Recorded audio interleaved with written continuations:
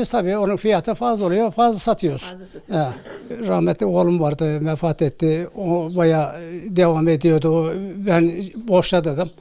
Şimdi o vefat edip bile, şimdi çocuklarla, torunlarla bizi düştü gari iş. Onların başında bulunuyor, tarif ediyor. Beraber yapıyorsunuz. Öyle beraber yapıyoruz. Sabanı ile beraber bir Kaan'ımız var burada. Biraz böyle tarihi yolculuk yapacak olursak gerçekten çok güzel. Emeğinize sağlık. Şu arkada çok eski objeler var. Eskiden bu ilyenlerde hamur yoğrulurdu.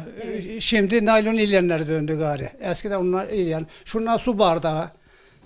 Babam çiftlik ettiğinde biz bunları su doldurup da oraya suyu götürüyorduk. Şimdiki gibi termoslar yok. Bunu algı derler, bunu cizgi derler. Afyon'un sütüne eskiden bunlarla çiziliyordu, o depo kozak kısmı.